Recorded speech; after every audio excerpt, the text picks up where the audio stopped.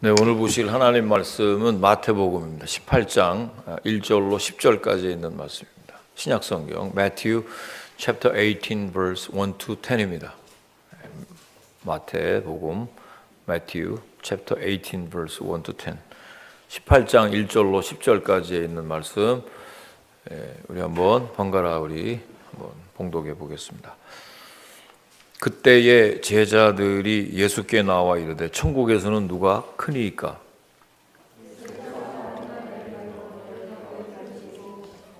이르시되 진실로 너희에게 이르노니 너희가 돌이켜 어린아이들과 같이 되지 아니하면 결단코 천국에 들어가지 못하리라.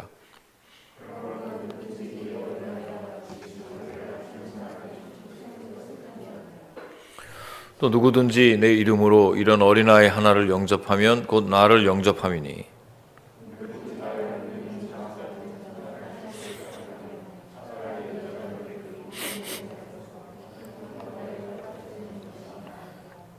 실족하게 하는 일들이 있음으로 말미암아 세상에 화가 있도다. 실족하게 하는 일이 없을 수는 없으나 실족하게 하는 그 사람에게는 화가 있도다.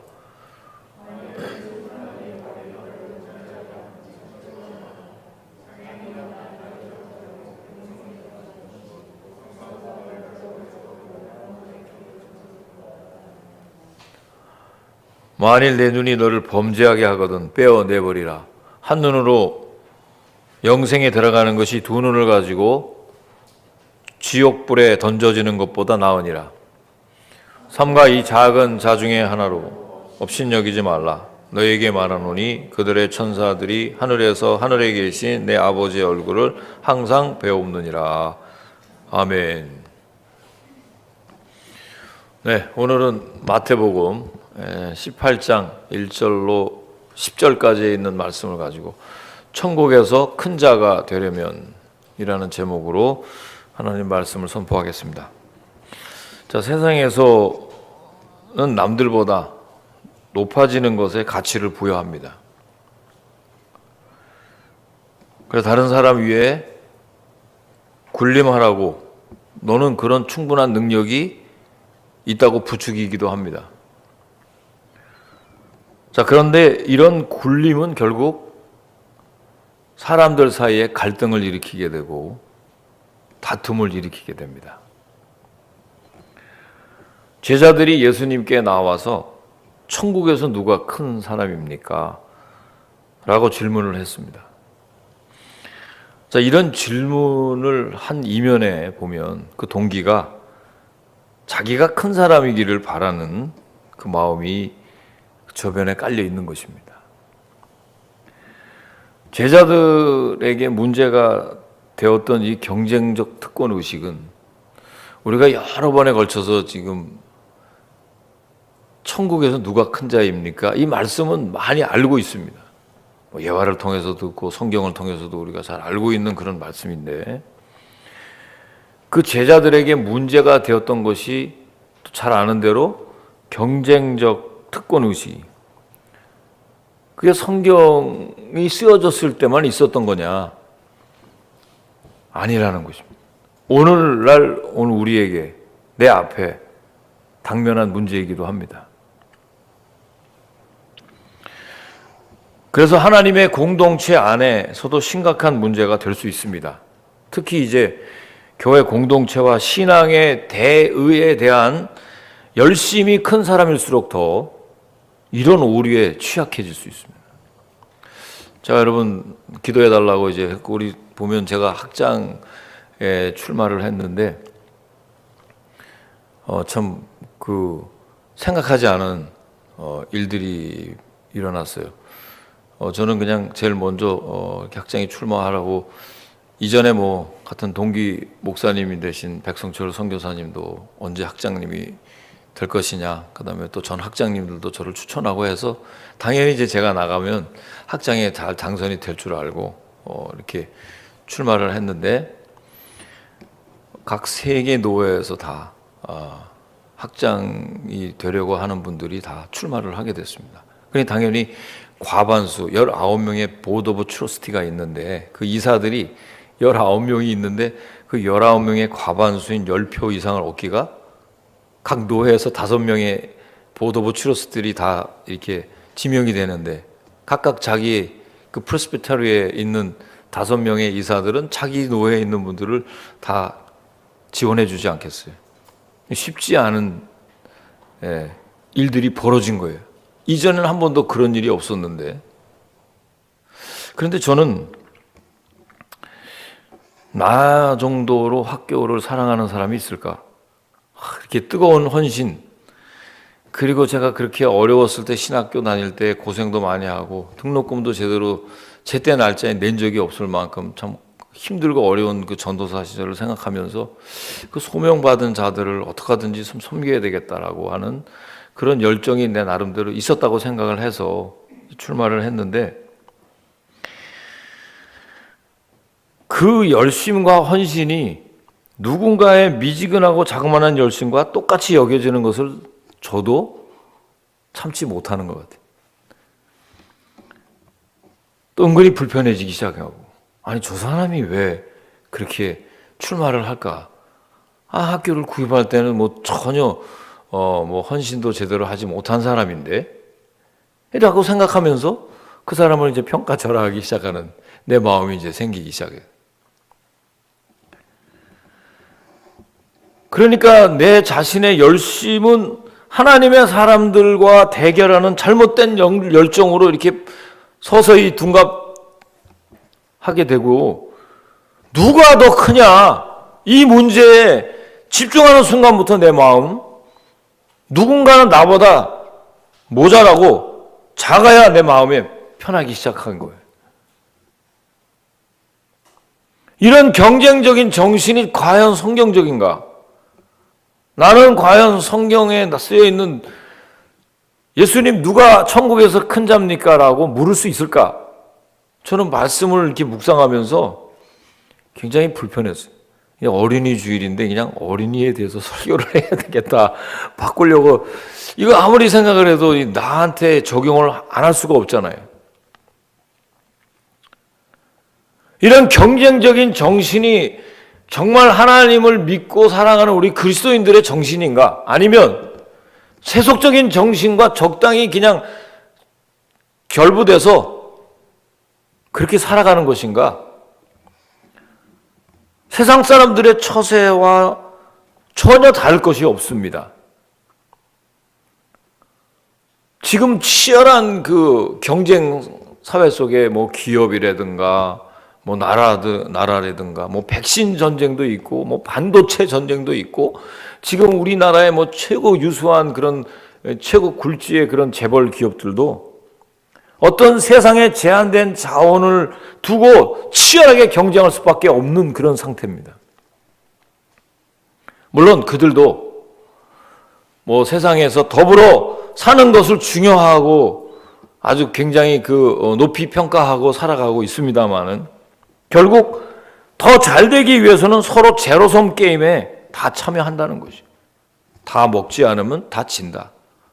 그래서 뭐 우리 한국의 유명한 이 그룹의 총수가 이제는 뭐 이 세상을 떠난 분이시지만, 1등 아니면 이제는 꼴찌한다, 처진다, 뭐 그런 식으로 계속, 뭐 심한 말로 그냥 회사에서 마누라만 빼놓고 다 바꾸라, 이런 식으로 막 계속 독려하고 해서 지금 세계 최고의 굴지의 기업이 돼 있는 그런 사례도 있습니다. 결국 더 잘되기 위해서 서로 제로섬 게임에 다 참여한다는 거예요. 내가 이기지 않으면 진다, 내가 다 먹지 않으면 다 뺏긴다, 그런 식이에요. 자, 그런데 오늘 우리에게 주시는 이 귀한 말씀, 천국에서 누가 큰 자가 됩니까? 이 질문을 한번 우리가 살펴보면서 저와 여러분에게 한번 적용하는 그런 귀한 은혜의 시간이 되길 주의 이름으로 축원합니다. 축원합니다. 자, 첫째, 예수님께서 뭐라고 말씀을 하셨느냐? 어린아이들과 같이 되라 그랬어요. 자, 이게 무슨 말일까요? 한번 3절 말씀 다 함께 읽어보겠습니다. 시작. 이르시되 진실로 너희에게 이르노니 너희가 돌이켜 어린아이들과 같이 되지 아니하면 결단코 천국에 들어가지 못하리라 그랬습니다. 자, 이 질문에 예수님의 답변은 다소 충격적이었습니다. 2절에 보니까 예수께서 한 어린아이를 불러서 그들 가운데 세우시면서 이 말씀을 하신 거예요. 진실로 너희에게 이르노니 너희가 돌이켜. 자, 여기서 진실로 너희에게 이르노니라는 말은 아멘 레고 휘민이라는 헬라 말로 예수님께서 중요한 말씀을 강조하실 때 쓰신 말씀이에요. 내가 진실로 너희에게 이르노니. 내가 정말 너희에게 진실로 말하는데 잘 들어라. 그런 뜻입니다. 그리고 나서 너희가 돌이켜라는 말은 스트레포라는 헬라 말인데요. 방향을 완전히 틀라. 그런 뜻입니다. 되돌아오다, 뉘우치다라는 뜻도 함께 지녔는데 어린아이들처럼 순수하고 겸허한 영성으로 바꿔라. 그런 뜻입니다. 여러분, 어린아이의 특징이 뭘까요? 일단 순진하죠. 그리고 미숙합니다. 하는 일들을 보세요. 누군가의 도움이 필요한 그런 존재들이죠. 아까도 지금 여기 우리가 찬양하는데 우리 여기 진아가 뭐 방언도 아니고 뭐 야야야 뭐 이래서 그러니까 우리는 그냥 찬양에 집중해서 하는데 김강기 집사님은 벌써 아이 때문에 벌써 전 눈에 보이니까 제가 왜 갑자기 왜 방언이 터졌나 그러고 지금 신경 쓰이게 만들어요. 누군가가 돌봐줘야 된단 말이에요. 통제를 하지 않으면은 감당할 수 없는 그런 미숙한 존재. 그리고 누군가가 의존해야 돼요. 부모를 의존하든가 자기를 양육하는 그런 자에게 의존할 수밖에 없는 미숙한 아이들. 배고프면 배고프다고 난리치고. 그리고 또한 가르침이 필요합니다. 잘 성장하기 위해서는 누군가가 교육도 시켜줘야 되고 트레이닝도 해줘야 되고 가르쳐야 되는 아주 미숙한 존재라는 거예요.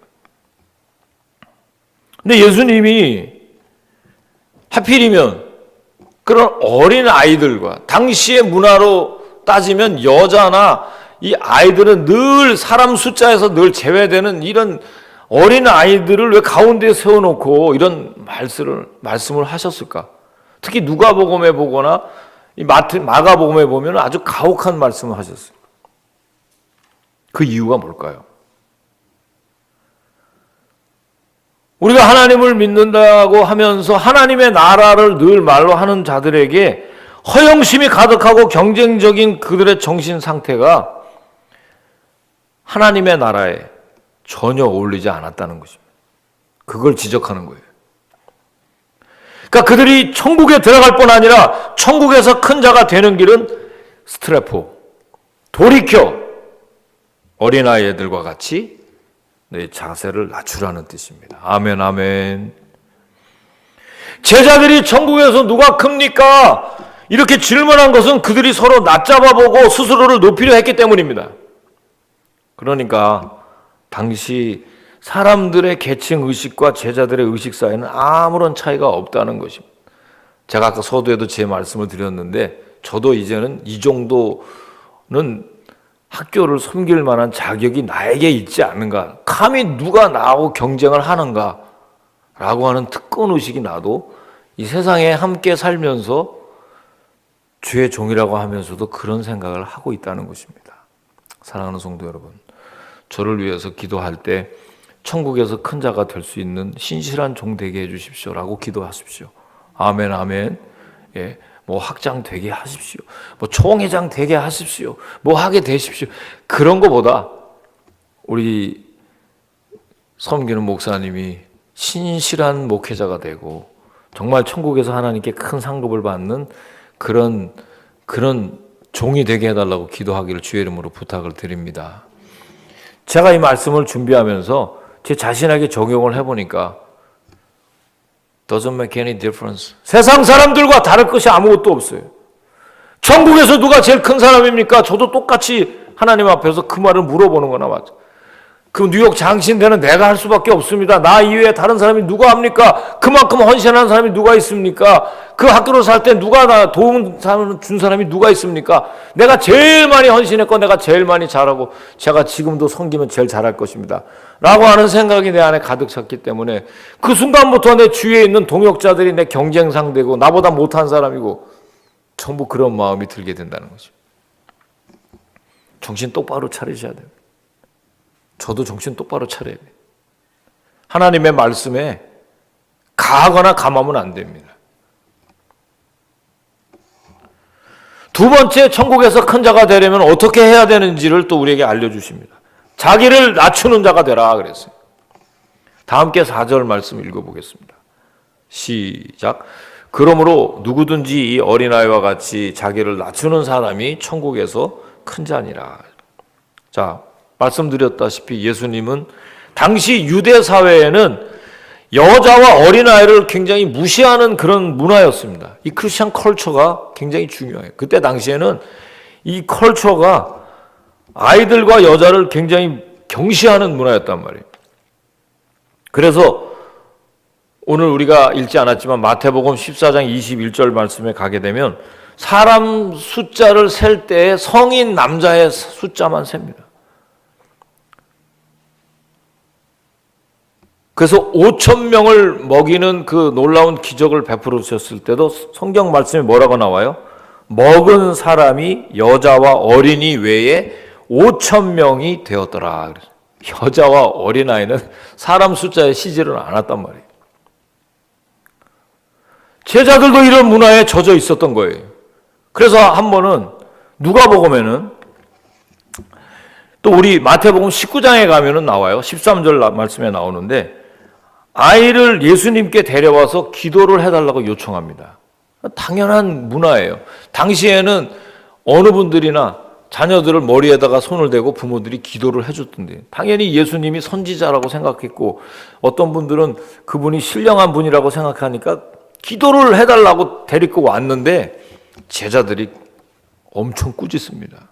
사람 숫자에도 세지 않는 아이를 데리고 와가지고 지금 그 동기가 사실 그렇게 나쁜 거는 아니었어요. 왜냐하면 예수님이 피곤할 수도 있고 또 예수님이 여러 가지 치유 사역을 하는데 힘들었다고 생각해서 왜 아이들까지 데리고 와서 이게 난리야. 나중에 와 이렇게 얘기했을 수도 있었을 거예요. 그런데 예수님께서 굉장히 화를 내셨어요. 의로운 분노를 내셨단 말이에요. 특히 예수님께서 여자와 어린아이 등 세상에서 소외되고 천대받는 그런 아이들에게 특별한 관심과 사랑을 보이셨다는 거예요. 여기서 굉장히 중요한 의미가 있습니다, 여러분. 천국에서 누가 큰 자냐라고 묻는 이 제자들의 질문에 어린아이들과 같지 않으면 천국에 들어갈 수 없고 어린아이들처럼 자신을 낮추는 자가 천국에서 큰 자라고 말씀하셨어요. 사랑하는 성도 여러분, 우리 주님께서는 천국에서 큰 자가 누구라 그래요? 자기를 낮추는 자라고 말씀하셨어요. 즉 겸손한 자가 되라는 뜻인데 제자들은 자신들처럼 예수님을 가까이 따르는 자들이 천국에서 크다는 말씀을 듣고 싶었을 것입니다. 그런데 예수님께서는 제자들이 무시하는 어린아이와 같은 자, 천국에서 큰 자라고 말씀하시므로 세상과 천국의 질서와 원리가 분명히 다르다는 것을 우리에게 알려주셨어요. 예수님께서 제자들에게 섬김을 받으려는 자가 아니라 다른 사람을 섬기는 자가 큰 자가 되라고 말씀하셨어요. 23장 마태복음 11절 말씀에 나옵니다. 너희 중에 큰 자는 너희를 섬기는 자가 되어야 하리라. 그리고 예수님은 친히 당신이 스승이 되면서 제자들에게 발을 씻겨줌으로 섬기는 본을 보이셨습니다. 여러분 우리가 잘 아는 말씀 마태복음 20장 28절에 인자가 온 곳은 섬김을 받으려 함이 아니라 도리어 섬기려 하고 자기 목숨을 많은 사람의 대성물로 주려 함이라. 아멘 아멘. 그렇습니다, 여러분. 우리는 예수님을 본받아서 스스로 낮추어 많은 사람을 섬기는 삶을 살아야 합니다. 자, 그리할 때 주님께서 우리를 높여서 영광의 자리에 앉혀주시고, 하나님께서는 이 세상에 낮아지고 섬기는 자를 하나님의 때가 될 때 높여주시는 거예요. 그걸 우리는 우리 스스로 하려고 해요. 높아지기 위해서 낮아지는 척을 하라는 것이 아니라 예수님의 마음으로 진실로 내 마음이 낮아질 때 사람이 아닌 하나님께서 우리를 높여주실 줄로 믿습니다. 여러분, 우리는 그 원리로 살아가시기를 주의 이름으로 부탁을 드립니다. 하나님이 세워주셔야 되는 권위가 진정한 권위라고 믿습니다. 그런데 많은 사람들이 자기 스스로, 특히 신앙에 대한 열심을 갖고 있는 사람들, 신앙의 대의에 있어서 이 정도 했으면 충분히 인정받을 수 있다는 사람들이. 그래서 공동체 문제가 뭡니까, 여러분? 다 신앙생활 오래하고 나름대로 헌신하고 봉사하고 헌신했던 사람들이 교회에 걸림돌이 되지 않습니까? 우리가 복음을 전하는데 걸림돌이 돼서는 안 되는 줄로 믿습니다. 자, 마지막으로 세 번째, 예수 이름으로 어린아이를 영접하라고 말씀하셨어요. 천국에서 누가 큰 자입니까? 다 함께 5절 말씀 읽어보시겠습니다. 시작. 또 누구든지 내 이름으로 이런 어린아이 하나를 영접하면 곧 나를 영접함이니. 자, 예수님은 제자들에게 어린아이처럼 작은 자를 예수님처럼 영접하라고 명하셨어요. 그래서 예수님, 세상에서 큰 자가 아니라 작고 힘없고 소외된 자를 당신과 동일시 하셨다는 거예요. 중요한 말씀입니다, 이것도. 그러니까 예수님은요, 작은 자에게 한 것이 곧 당신께 한 것이고, 작은 자에게 하지 않은 것이 곧 당신께 하지 않은 것이라고 여기셨어요. 마태복음 25장 40절 또 45절에 가면 분명히 나와요. 마지막 심판 때에 예수님은 사람들이 지극히 작은 자를 어떻게 대했는가를 보시고 그들의 행위를 판단하시겠다고 말씀하셨어요. 어떻게 보면 무서운 경고의 말씀이에요. 세상은 권세 있는 자와 부자들을 환영하고 가난하고 힘없는 자들을 냉대합니다. 우리는 무조건 교세가 있고 또 볼 때 뭔가 이렇게 보이고 그 사람이 정말 이 비즈니스도 크게 하고 뭔가 이게 좀 가진 것이 좀 있고 뭔가 능력이 있는 것 같이 보일 때 우린 거기에 그 사람 평가하지 않아요. 가난하고 어디 하나 아무것도 내세울 것도 없는 그 보잘것없는 사람들에게 누가 관심을 가져요. 그래서 야고보 사도는 심지어 교회 안에도 그런 일이 일어나는 것을 책망하면서 그러한 행위는 하나님 앞에 범죄하는 것이라고 강조했습니다. 그래서 야고보서 2장 4절 말씀에 볼 것이면 너희끼리 서로 차별하며 악한 생각으로 판단하는 자가 되는 것이 아니냐 블레임했어요.